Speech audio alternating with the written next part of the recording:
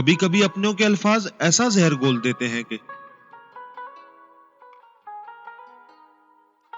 दिल की आखिरी दीवार भी गिर जाती है और इंसान खुद को खत्म होते देख रहा होता है।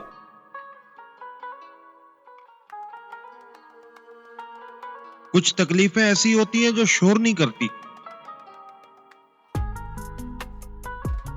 बस इंसान को अल्लाह के हवाले कर देती हैं।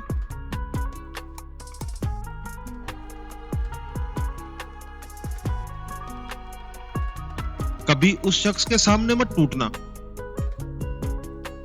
जो तुम्हें सीने से लगाने का हौसला ना रखता हो। दिल वहीं खोले जहां दिलों की जबान समझी जाती हो। आंखें नम वहीं करो जहां आंखों की नमी को मोहब्बत से समेटा जाता हो, जहां एहसास और कदर हो।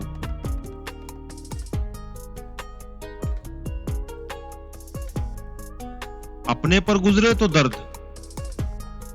दूसरे पर गुजरे तो ड्रामे। हाय ये कैसे मुनाफिक जमाने। कभी कभी मुझे लगता है कि जो लोग हमसे जुदा होना चाहते हैं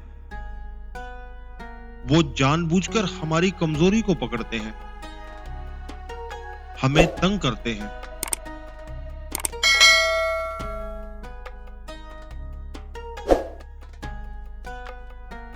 तकलीफ देकर जो हंस रहा है, यकीन रखो वक्त उसका भी हिसाब लेगा। अल्लाह की अदालत कभी खामोश नहीं रहती।